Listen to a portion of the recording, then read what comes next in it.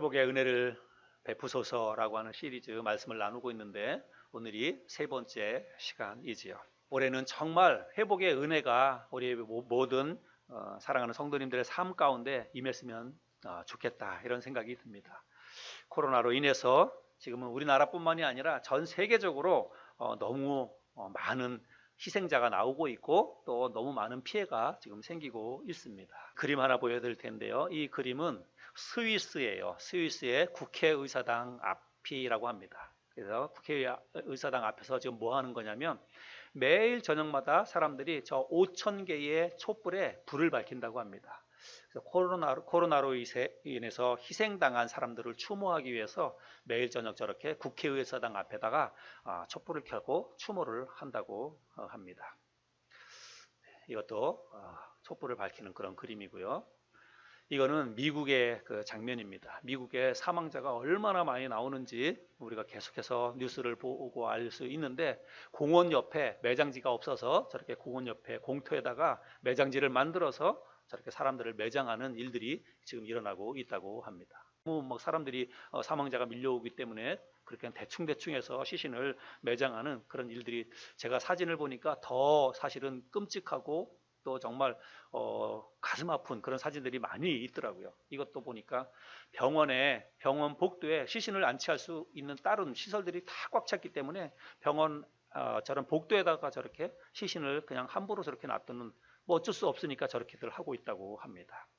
올 한 해 우리의 직장도, 우리의 가정도, 우리의 교회도, 우리나라도, 이 세계도 정말 회복의 은혜가 임하는 그런 한 해가 되었으면 좋겠습니다. 저는 그런 간절한 마음과 그런 간절한 소원을 담아서 기도하면서 이 시리즈 말씀을 지금 준비하고, 그리고 이 시리즈 말씀을 전하고 있습니다.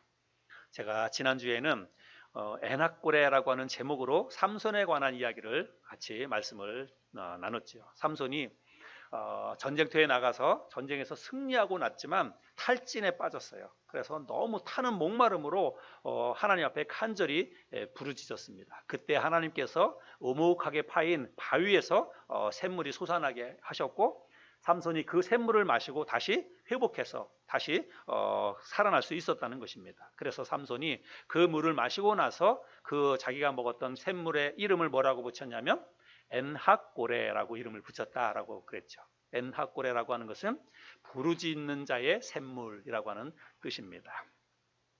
오늘은 제가 여러분과 함께 나오미에 대한 이야기를 함께 나누려고 합니다. 하나님께서 나오미의 인생 속에 어떤 회복의 은혜를 베푸셨는지라고 하는 것을 함께 살펴보면서 우리도 기도하는 마음으로 우리에게도 하나님 나오미에게 베푸셨던 회복의 은혜를 우리에게도 좀 주십시오, 베풀어 주십시오, 이런 마음의 소원을 담아서 이런 말씀을 우리가 함께 좀 듣고 또 나눴으면 좋겠습니다. 여러분, 오늘 함께 나누는 성경 본문은 룻기예요. 그러면 룻기의 주인공은 누굴까요? 네, 당연히 룻기의 주인공은 룻입니다. 하나님께서 이방 여인 룻을 통해서 어떻게 당신의 구속 사역을 이루어 가시는지를 기록한 성경이 바로 룻기입니다. 그런데 저는 오늘 관점을 좀 달리해서 주인공인 룻이 아니라 조연인 나오미를 통해서 하나님이 어떻게 역사하고 계시는지를 함께 좀 나눠보려고 합니다. 성경에 등장하는 수많은 인물 중에 제가 여러분 문제를 하나 낼 테니까 맞춰보세요. 가장 기구한 운명, 가장 팔자가 사나운 사람, 성경에 등장하는 많은 인물 가운데에서 여러분 한 사람을 꼽으라면 누굴 꼽을 수 있을까요? 내가 이렇게 대답할 줄 알았어요. 지금 이런 타이밍에 이런 질문을 하면 당연히 오늘 나오미에 대한 이야기를 하니까 나오미, 이렇게 대답할 수 있습니다. 여러분, 욥입니다. 욥. 10명의 자녀가 한날 한시에 다 목숨을 잃었습니다. 그리고 수많은 재산도 하루아침에 다 날아가 버렸습니다. 거기다 욥은 온몸이 다 진물로 터지는 그런 질병도 욥에게 생기게 되었습니다. 여러분, 팔자 사나운 것으로 따지자면 동서고금을 막론하고 욥을 따라올 사람이 없습니다. 그 다음에 성경에서 정말 기구한 운명, 사나운 팔자를 가진 사람 한 사람을 꼽으라면 저는 나오미를 꼽고 싶습니다. 나오미는 유대 땅 베들레헴에서 살다가 남편을 따라서 그 두 아들을 데리고 이방인의 나라인 모압으로 이사를 가게 됩니다. 여러분 이사 여러분들 해보셨죠? 우리가 이사가 뭐 옆집이나 뭐 가까운 데로 이사를 가든지 아니면 뭐 옆 동네로 이사를 가더라도 굉장히 심란하고 굉장히 힘이 듭니다. 하물며 아는 사람도 한 사람도 없는 타국으로 그렇게 뭐 이주, 이민 그런 것을 가는데 여러분 이게 얼마나 힘들고 얼마나 어려운 일이겠습니까? 오늘날이면 뭐 배나 비행기로 실어서 갈 수도 있겠고 뭐 옆 동네로 가더라도 포장 이사나 뭐 이런 걸 하니까 뭐 이사하는 것 자체가 사실은 뭐 그렇게 육체적으로 힘들거나 그런 것은 아닙니다. 그러나 이 당시에는 다 손으로 싸서 또 그거 짊어지고 뭐 나귀에 싣고 몇 날 며칠을 가는 거예요. 다른 나라까지 가야 되니까 그렇게 힘들고 어렵고 복잡한 일이죠. 그리고 지금 이 나오미와 이 가족이 그 이사 가는 곳은 이들은 유대인입니다. 그런데 유대인이 이방인의 나라인 모압으로 지금 이민을 가는 거예요. 그러니 얼마나 마음속에 정말 두렵기도 하고 또 막막하기도 하고 그런 마음이 있었겠나 이런 생각을 하게 되지요. 이들이 이렇게 부득불 이민을 가게 됐는데 이민을 가게 된 이유에 대해서 1절에서 이렇게 이야기하고 있습니다. 사사들이 치리하던 때에 그 땅에 흉년이 드니라. 그러니까 이들이 이민을 가는 그 이유는 뭐예요? 흉년 때문이었다라고 하는 것을 알 수가 있습니다. 이 흉년이 얼마나 지속되었는지는 성경에 기록이 없어서 알 수 없습니다. 그런데 분명한 것은 뭐 한두의 흉년이 아니었다라고 하는 것은 우리가 충분히 생각해 볼 수가 있습니다. 한두의 흉년이 일어났다고 그런 걸 모든 걸 다 포기하고 그 남의 나라 그것도 이방인의 나라로 이사를 갈 리는 없으니까 그렇지요. 근데 몇 년 동안 흉년이 일어났는지는 알 수 없지만 유대 땅에 왜 흉년이 일어났는지는 알 수 있습니다. 왜 흉년이 일어났냐면 여기 말씀해 보니까 사사들이 치리하던 때에 흉년이 일어났다 이렇게 말씀하고 있죠. 여러분 사사들이 치리하던 때를 우리가 사사시대라 제가 지난주에도 말씀을 드렸는데 그렇게 말씀을 드렸죠. 사사시대 때에는 이스라엘 백성들이 하나님을 떠났습니다. 하나님을 떠나서 각자 자기 소견에 옳은 대로 행하던 때가 바로 사사시대입니다. 흉년이나 기근이나 이런 것이 자연재해로 인해서 올 수도 있지만 성경에 기록된 많은 경우의 흉년이나 기근이나 뭐 이런 것들은 대부분의 경우가 하나님의 징계 때문에 오는 것을 알 수 있습니다. 특별히 이스라엘 민족에게 임한 흉년이나 기근 같은 것은 거의 대부분이 하나님의 징계로 인해서 온다고 하는 것을 알 수 있습니다. 우리가 지금 오늘 본문에 등장하는 이런 상황만 보더라도 여러분 알 수 있습니다. 지금 이 나오미와 그의 가족이 이민을 간 그 곳이 어디라 그랬어요? 모압으로 이민을 갔습니다. 제가 지도를 하나 보여드려 볼 테니까 보시기 바랍니다. 여기 지도에 보면 그들이 살던 곳은 베들레헴이었어요. 유대 베들레헴에서 어디로 이민을 가냐면 모압으로 이민을 갑니다. 저기 모압은 지금 보라 색깔로 표시되어 있는 그곳입니다. 그러면 베들레헴에서 저 모압으로 가려면 그냥 바다 하나 건너가야 돼요. 사해바다입니다. 사해바다 남쪽으로. 그래서 바다를 배 타고 건너갔을지 아니면 밑으로 해가지고 육지로 갔을지 그건 정확히 알 수 없지만 여러분 지리적인 환경으로 보자면 베들레헴과 모압은 사실은 같은 기후권이라고 볼 수 있어요. 그래요, 안 그래요? 뭐 바다 하나 건너지만 사실은 같은 기후권입니다. 그런데 어느 지역에는 극심한 흉년이 드는데 저기 모압 지방에는 먹고 살 게 있으니까 그리 이주를 가는 거 아니에요? 그러니까 모압 땅에는 흉년, 기근이 없었는데 유대 베들레헴에 그 흉년이 있었다는 것은 이건 자연재해가 아니라 하나님께서 사사시대 때 하나님을 떠난 유대인 백성들에게 징계를 내렸기 때문에 하나님의 징계로 흉년이 임했다는 것을 우리가 충분히 알 수가 있지요. 그래서 그들은 먹고 살기 위해서 생존을 위한 그런 선택으로 나오미는 남편을 따라서 이방 나라인 모압으로 이사를 가게 되었다는 것입니다. 그런데 우리가 이 말씀을 자세히 살펴보면 이 나오미와 이의 가족이 아주 정착해서 그 모압 땅에 가서 정착하기 위해서 그런 목적으로 이민을 간 것이 아니라고 하는 것을 알 수 있습니다. 1절 말씀을 보면 모압 지방에 가서 거류하였는데 이렇게 되어 있죠. 거류하였는데 이렇게 되어 있는데 이 말씀을 표준 세번역 성경에서는 모압 지방으로 가서 임시로 살려고 이렇게 되어 있습니다. 그리고 또 영어 성경에 이 거류라고 하는 이 표현을 sojourn 이렇게 되어 있습니다. sojourn. 이 sojourn이라고 하는 말은 묵다, 체류하다. 우리가 어느 여행지를 가면서 여관에 묵다.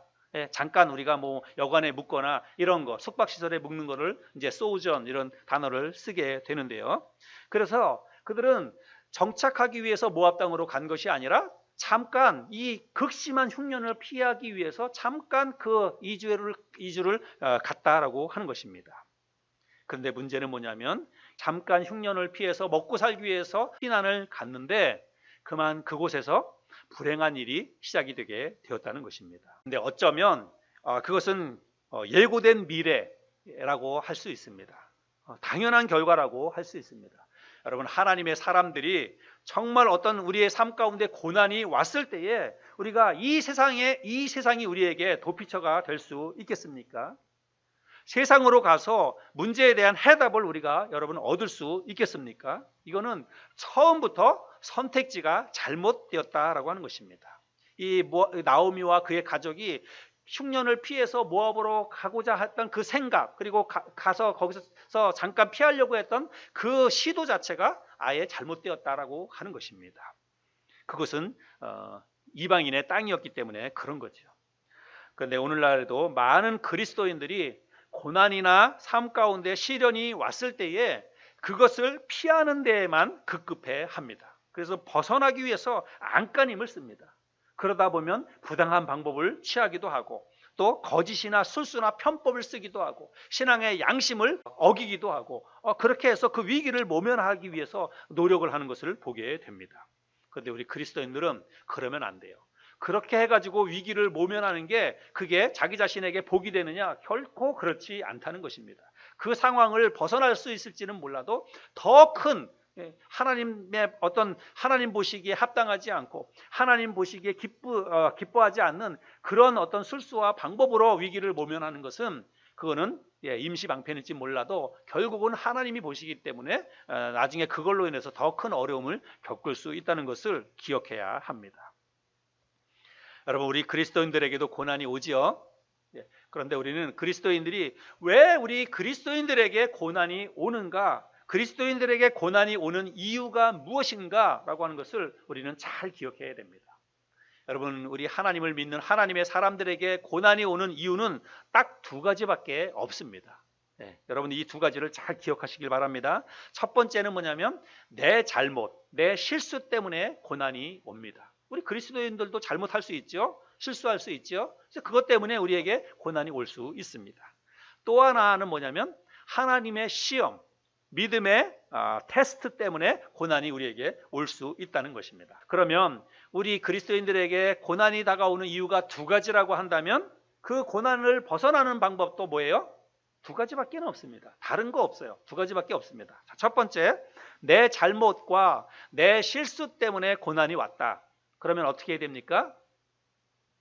회개해야 됩니다. 하나님 앞에 나아가서 회개하고 잘못된 것을 바로잡고 하나님 앞에 또 올바른 것들을 선택하고 나가는 거예요. 그거는 뭐 어려운 게 아닙니다. 정말 내 잘못과 내 실수 때문에 하나님 앞에 범죄한 것 때문에 나에게 고난이 왔다. 그렇게 내가 받아들이고 그렇게 어떤 상황이 판단이 된다면 하나님 앞에 나가서 회개하고 그리고 잘못된 것을 바로잡고 이제 바른 길로 가면 되는 것이지요. 두 번째, 하나님의 시험, 믿음의 테스트 때문에 우리에게 고난이 온다. 그럴 때는 어떻게 해야 됩니까? 인내해야 됩니다. 참고 기다리면서 왜 하나님이 나에게 이런 고난을 주셨을까? 그 하나님이 고난을 허락하신 하나님의 목적이 무엇일까? 그것을 묵상하고 그것을 분별해내기 위해서 기도하면서 계속해서 하나님 앞에 물어야 됩니다. 그러다 보면 하나님께서 그 고난을 나에게 허락하신 이유를 가르쳐 주실 것입니다. 그러면 우리가 그 하나님이 허락하신 그 고난의 이유를 우리가 분별하고 그것에 따라서 또 우리가 믿음으로 반응을 하면 되는 거죠. 그런데 우리가 기억해야 될 것이 있습니다. 하나님께서 우리에게 어떤 우리의 믿음을 테스트하기 위해서, 우리를 시험하기 위해서 우리에게 고난을 허락하실 때에는 여러분, 목적 자체가 항상 선한 목적이라는 것을 기억해야 됩니다. 우리를 공경에 빠뜨리려고, 우리를 거꾸로 넘어뜨리려고 우리를 테스트하지 않는다는 거예요. 여러분, 세상에 어떤 부모가 자기 자식을 어려움에 빠뜨리려고 어떤 고난이나 이런 걸 시험을 주는 부모가 어디 있습니까? 우리 하나님께서 우리의 삶 가운데 고난을 허락하실 때에는 반드시 선한 목적을 가지고 우리를 시험하기 위해서 고난을 주신다는 것입니다. 여러분, 그 선한 목적이라고 하는 것은 뭡니까? 결국은 우리에게 더 큰 복을 내려주시기 위한 것이라는 뜻입니다. 그래서 여러분, 고난은 우리를 향한 하나님의 또 다른 사랑의 표현이다라고 저는 그렇게 생각을 합니다. 여러분 잘 기억하시기 바랍니다. 고난은 우리를 사랑하시는 하나님의 또 다른 사랑의 표현이라는 거예요. 지금 혹시 여러분의 삶 가운데 고난이 있다면 여러분, 하나님이 지금 나를 사랑하고 계시구나 라고 믿고 받아들일 수 있기를 바랍니다. 유대 땅에 임한 이 흉년도 결국은 그런 의미입니다. 물론 그들이 지금 하나님을 떠나 자기 소견에 옳은 대로 행하는 그런 잘못된 삶을 그렇게 살고 있었지요. 그러나 여러분, 그 징계 역시도 그들이 잘못했기 때문에 징계를 내리지만 그 징계 역시도 하나님의 사랑의 표현이라는 거예요. 여러분, 부모가 자기 자식을 징계할 때 사랑하지 않으면 징계하지 않습니다. 내가 이 자식을 정말 잘 되길 바라는 마음이 있고 이 자식이 정말 나한테 소중하다고 하면 그러면 잘못되는 것을 보면 징계해야지요. 예, 진짜 근데 내가 그 자식에게 애정이 없고 뭐 그냥 남의 자식처럼 이런 마음이 든다면 잘하든지 못하든지 네 인생이니까 네가 알아서 해라. 그런 부모는 없겠지만 그럴 수 있다는 거예요. 그렇죠? 예. 그래서 우리의 삶 가운데 징계나 고난이 오면 하나님이 왜 나를 이렇게 미워하실까? 왜 나에게 이런 고난을 주실까? 그렇게만 생각하지 마세요. 하나님이 나를 어쩌면 다른 사람보다 나를 더 많이 사랑하시기 때문에 나에게 이런 징계도 고난도 허락하시는구나. 우리가 그렇게 믿고 받아들여야 한다는 것입니다. 여러분, 히브리서 말씀에 그런 내용이 있어요. 히브리서 12장 7절 8절인데 너희가 참음은 징계를 받기 위함이라. 하나님이 아들과 같이 너희를 대우하시나니 어찌 아버지가 징계하지 않는 아들이 있으리요. 징계는 다 받는 것이거늘 너희에게 없으면 사생자요 친아들이 아니니라. 여러분 확실하죠? 예, 우리에게 징계가 오고 우리의 삶 가운데 하나님께서 어떤 믿음의 테스트로 고난을 허락하신다면 나를 사랑하시기 때문에 하나님께서 나를 고아처럼 내버려 두지 않기 위해서 나에게 이런 고난과 또 이런 징계와 이런 것들을 허락하신다. 그렇게 우리가 믿고 받아들여야 한다는 것입니다. 여러분, 요즘 힘들고 어려운 일이 있으시다면 하나님이 나를 정말 사랑하고 계시는구나. 나에게 더 큰 축복을 주시려나 보다. 그렇게 생각하고 그렇게 받아들일 수 있길 바랍니다. 나오미와 그의 가족은 유대 땅에서 사실은 참고 견뎠어야 했습니다. 모압으로 내려가는 것 자체가 잘못된 선택이었다는 거예요. 여러분, 잘못된 선택 우리도 할 수 있죠. 잘못된 선택을 하면 반드시 여러분 잘못된 결과가 따라오기 마련입니다. 그래서 모압으로 내려가 가지고 얼마나 시간이 지났는지 정확히 알 수는 없습니다. 그리고 그들에게 왜 그런 어려운 일들이 생겼는지 잘 알 수는 없습니다. 그런데 어느 날 갑자기 남편인 나오미의 남편인 엘리멜렉이 죽은 것입니다. 3절 말씀해 보면 나오미의 남편 엘리멜렉이 죽고 나오미와 그의 두 아들이 남았으며, 그렇죠? 나오미의 남편인 엘리멜렉이 이유는 잘 알 수 없어요. 그러나 어느 날 갑자기 이 엘리멜렉이 죽었습니다. 여러분 얼마나 황당하겠습니까?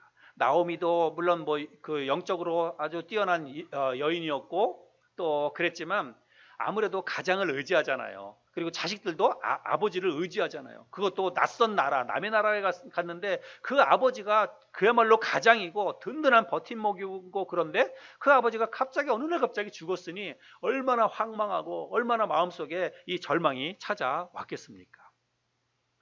그런데 문제는 거기서 끝이 아니었다는 것입니다. 그래서 어떤 사람이 이야기할 때 불행은 2호선 지하철이다. 이렇게 이야기하는 사람이 있습니다. 왜냐하면 하나가 지나가면 또 하나가 오고 그 하나 겨우겨우 벗어나서 이제 좀 살만하다 그렇게 생각하면 어느 순간에 갑자기 뿌앙 하고 또 다른 불행이 우리에게 다가오는 거예요. 그래서 지하철 가운데 유일하게 순환선이 2호선 아닙니까?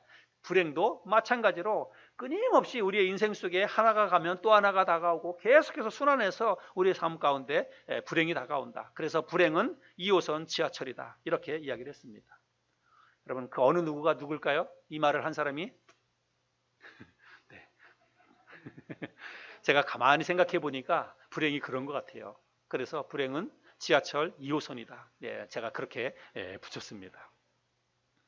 남편이 죽고 난 후에 여러분 두 아들이 모압에서 결혼해서 각각 아내를 맞이했습니다. 오르바와 룻인데, 그런데 어떤 이유인지 모르지만 이번에는 이 두 아들마저 죽고 말았다는 거예요. 아버지인 엘리멜렉이 죽은 것도 이 나오미에게 정말 견딜 수 없는 정말 고통이고 아픔이고 그런데 절망인데, 그 두 아들마저도 결혼해서 얼마 안 돼서 두 아들마저 죽었다는 것입니다. 4절과 5절 볼까요? 그들은 모압 여자 중에서 그들의 아내를 맞이하였는데 하나의 이름은 오르바요, 하나의 이름은 룻이더라. 그들이 거기에 거주한 지 10년쯤에 말론과 기럨 두 사람이 다 죽고 그 여인은 두 아들과 남편의 뒤에 남았더라.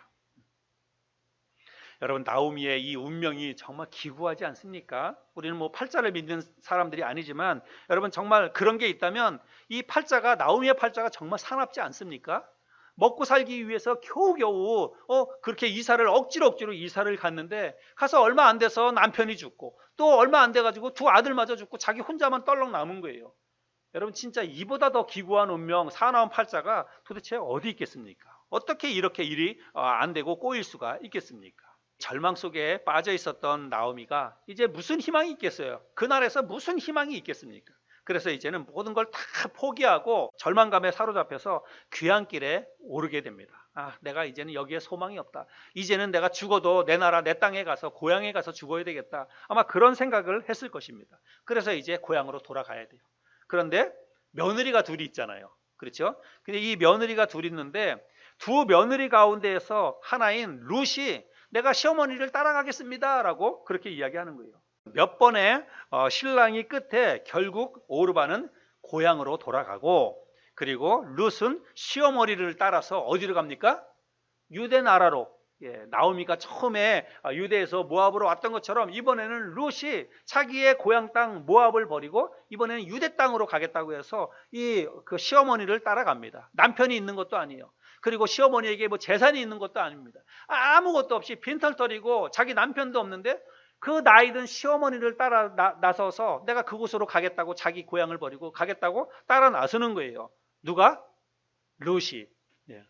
여러분, 젊은 여자 그 가수 중에 화사라고 하는 가수가 있는데, 나 혼자 산다? 네, 거기에도 나오고 그랬던 화사가 부른 노래 가운데 이런 노래가 있어요. 나는 멍청이. 나는 멍청이. 그렇게 뭐 하는 노래가 있는데, 여러분, 이 룻이 진짜 멍청이 아닙니까?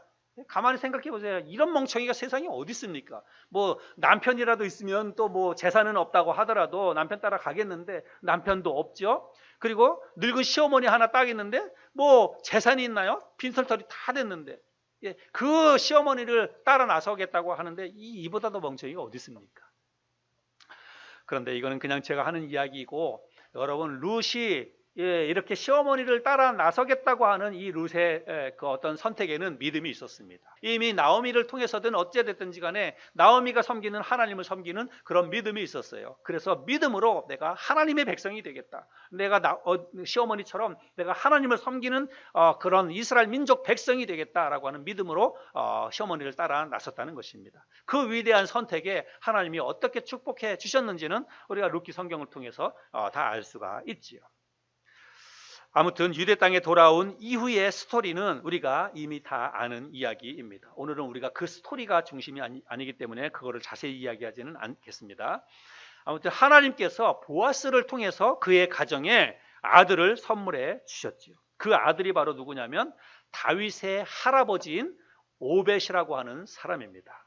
그리고 이 오벳을 통해서 다윗의 후손을 통해서 예수 그리스도가 그 가문에서 오시는 것을 우리가 볼 수 있습니다. 나오미도 그렇고 룻도 그렇고 엄청난 큰 축복과 영광을 누리게 되었다라고 하는 것입니다. 그런데 그런 축복이 이 나오미에게 있기 전에 나오미가 빈털터리로 며느리인 룻을 데리고 유대 땅으로 돌아올 때 나오미가 한 말이 있어요. 나오미가 그를 맞이하기 위해서 나온 그런 사람들에게 뭐라고 얘기하냐면 19절부터 21절에 이렇게 이야기합니다. 이에 그 두 사람이 베들레헴까지 갔더라. 베들레헴에 이를 때에 온 성읍이 그들로 말미암아 떠들며 이르기를 이가 나오미냐 하는지라. 나오미가 그들에게 이르되 나를 나오미라 부르지 말고 나를 말하라 부르라. 이는 전능자가 나를 심히 괴롭게 하셨음이니라. 내가 풍족하게 나갔더니 여호와께서 내게 비어 돌아오게 하셨느니라. 여호와께서 나를 징벌하셨고 전능자가 나를 괴롭게 하셨거늘 너희가 어찌 나를 나옴이라 부르느냐 하니라. 그래서 이 나오미가 앞으로는 나를 나오미라고 부르지 말고 나를 마라라 부르시오, 이렇게 사람들한테 그렇게 이야기를 합니다.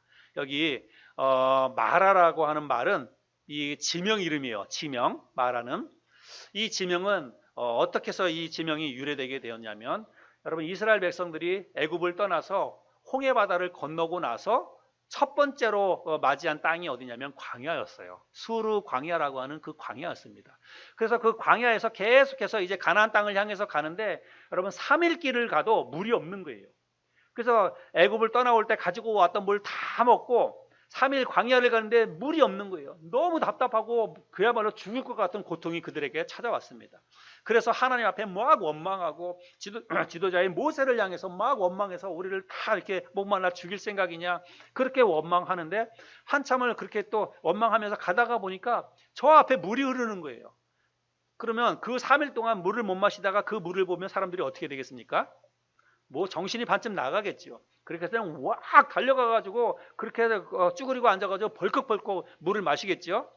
그런데 여러분 그 물을 사람들이 한 모금도 목으로 넘기지 못합니다. 물을 먹었는데 물을 이 목으로 넘길 수가 없는 물이에요. 왜냐하면 그 물이 너무나 쓴 물이에요. 뭐 오늘날 어떤 물이 그런 물인지는 정확히 모르겠지만 하여간 성경에 이게 물이 너무나 써가지고 이거를 삼킬 수가 없는 거예요. 그래서 사람들이 물을 먹었다가 다 뱉어버리게 되는 것입니다. 그리고 그래서 그 먹지 못한 그 물을 사람들이 뭐라고 불렀냐면 마라라고 불렀어요. 마라라고 하는 말의 뜻은 쓰다라고 하는 거예요. 쓰다, 고통스럽다. 그래서 그 지명 이름이 이제 생기게 되었다는 것입니다. 마라라고 하는 거.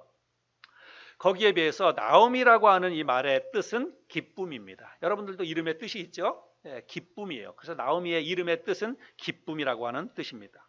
그래서 나오미가 부모님이 나를 낳아서 나의 이름을 나오미라고, 그래서 네가 평생을 기뻐하는 삶을 살라고 나에게 나오미라고 이름을 붙여 주셨어요. 그런데 나에게는 이제 그 어떤 기쁨도 없습니다. 나는 기뻐할 일이 하나도 없어요. 내 인생 자체가 이제 고통스럽고 너무나 씁니다. 그러니까 나를 이제부터는 기쁨이라고 하는 나오미라고 부르지 말고 나를 고통스러운 쓰다, 나를 말하라 부르시오, 이렇게 사람들한테 이야기합니다. 근데 그 말이 맞죠?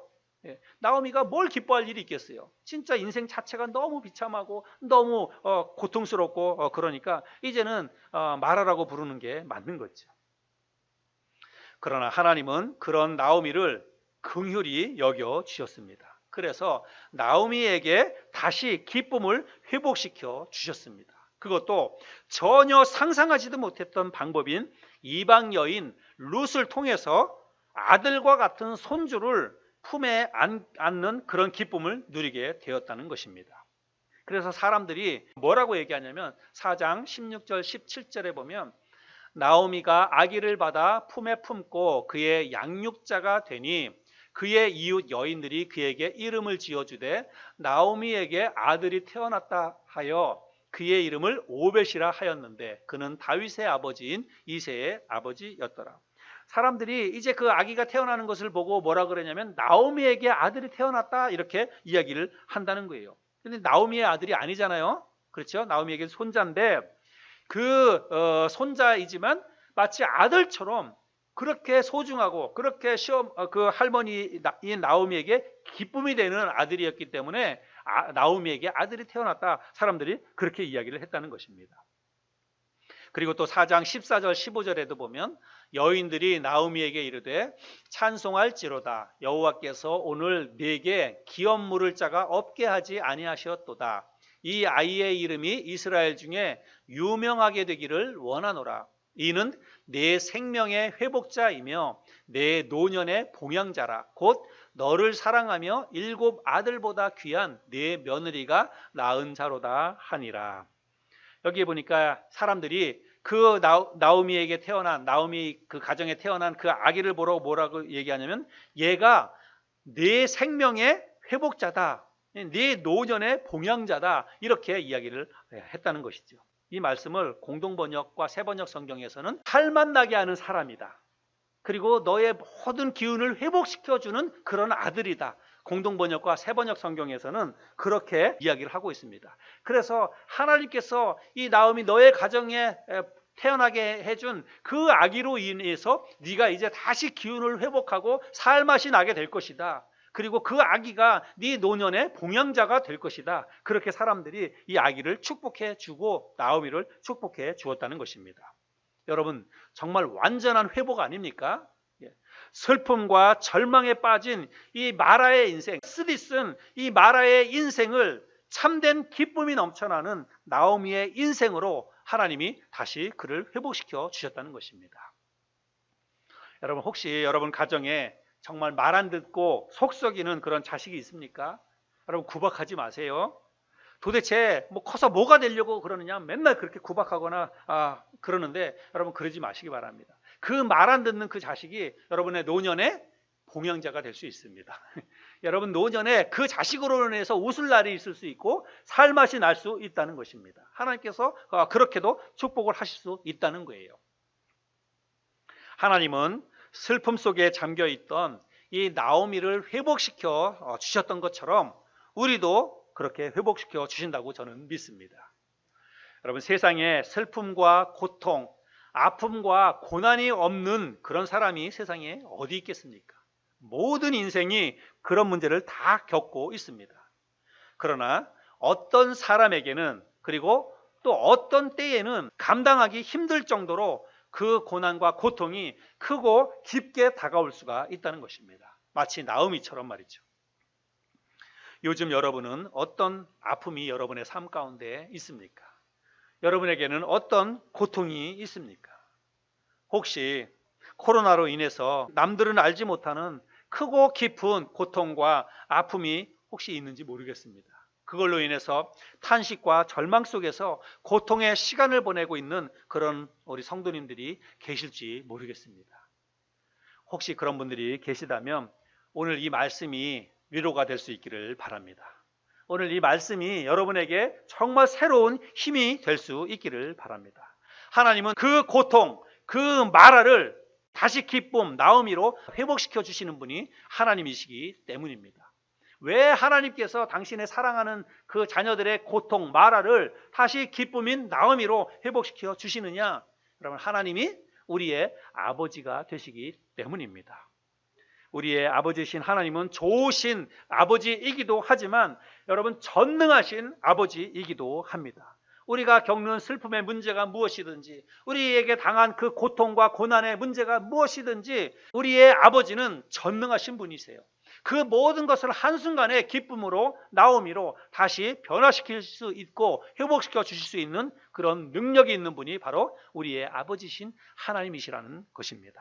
아픔과 고난과 슬픔이 다시 회복되는 은혜가 우리의 올 한 해 동안 우리 사랑하는 성도님들의 삶 가운데, 가정에도 그렇고요, 또 여러분이 하고 있는 모든 일들 속에도 그렇고, 건강도 그렇고, 또 우리 교회에도 그렇고, 이런 회복의 은혜가 충만하게 임하는 올 한 해가 될 수 있기를 바랍니다. 그런 회복의 은혜가 우리에게 주어지기 위해서는 전제 조건이 하나 있다라고 하는 것입니다. 전제 조건. 그것이 무엇이냐면 우리가 모압에서 유대로 다시 돌아가야 한다는 것입니다. 나오미가 그랬던 것처럼 우리도 다시 유대로 돌아가야 한다는 것입니다. 하나님 품으로 우리가 다시 되돌아가야만 그런 회복의 은혜가 우리에게 주어지게 된다는 사실입니다.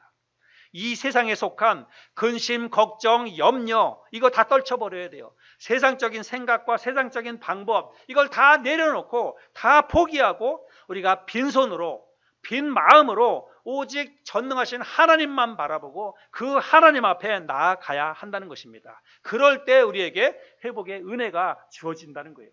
아마도 나오미가 그 모압 땅에 그저 머물러 있었다면 여러분, 룻기 성경 자체가 기록되지 않았을 것입니다. 그리고 오늘 우리가 이렇게 나누는 정말 아름다운 이 회복의 은혜에 대한 이야기는 성경 속에 없을 거예요. 아마 나오미는 그 모압 땅에서 그냥 아주 그 비참한 초로의 그 노인으로 생을 마감하고 말았을 것입니다. 그러나 나오미가 다시 유대 땅으로 돌아가기를 선택하고 유대 땅으로 돌아왔을 때에 정말 따뜻한 아버지의 품으로 그 유대에서 나오미를 맞아 주었습니다. 마찬가지로 우리들도 우리의 삶 가운데 실패를 경험하든지 혹은 고난과 고통을 경험하든지 힘들고 어려운 상황 속에 좌절하고 절망하고 있을 때에 그 순간에 머물러 있지 말고 우리가 유대로 다시 돌아가야 한다는 것입니다. 하나님께로 다시 돌아가야 한다는 거예요. 하나님께로 돌아갔을 때에 하나님께서 우리에게 회복의 은혜를 베풀어 주시는 것입니다. 코로나가 아니더라도 우리 인생에는 이런저런 슬픔과 고통과 아픔이 있지요. 그런데 우리는 지난 1년간 계속된 코로나로 인해서 정신적으로 그리고 경제적으로 그리고 영적으로 우리가 많이 힘들고 어려운 시간들을 보냈습니다. 어떤 분들에게는 그래도 조금 참을만 했겠지만 어떤 분들에게는 정말 너무 참기 힘들다, 너무 견디기 힘들다, 정말 이것 때문에 정말 살 희망이 없다, 정말 살지 못하겠다, 막 이런 아주 깊은 절망과 좌절을 느낀 그런 사람들도 있을지 모르겠습니다. 여러분, 그렇다고 해서 좌절하고 절망하고 그냥 우리가 턱받들이고 아무것도 안 하고 있을 수 있겠습니까? 우리가 이런 말씀으로 희망을 가져야 됩니다. 하나님이 계시지. 하나님은 전능하신 분이시지. 내가 하나님께로만 돌아가면 이 나오미를 그야말로 완벽한 절망, 아무것도 없는 환경 속에서 나오미에게 그와 같은 축복과 은혜를 베풀어 주셨던 것처럼 하나님이 나도 회복시켜 주실 것이다. 우리 가정도 하나님이 회복시켜 주실 것이다. 그런 믿음을 가지고 우리가 하나님께로 돌아가야 한다는 것입니다. 그런 믿음으로 하나님께 돌아갈 때에 마라에서 나오미로 회복의 은혜를 베풀어 주셨던 하나님께서 우리의 삶 가운데에서도 고통과 슬픔과 아픔이 기쁨으로 변하는 회복의 은혜를 우리에게 베풀어 주실 줄로 믿습니다. 올 한 해 그런 회복의 은혜가 저와 여러분, 우리 가정, 우리 교회 위에 넘치도록 부어지는 그런 한 해가 될 수 있기를 바랍니다.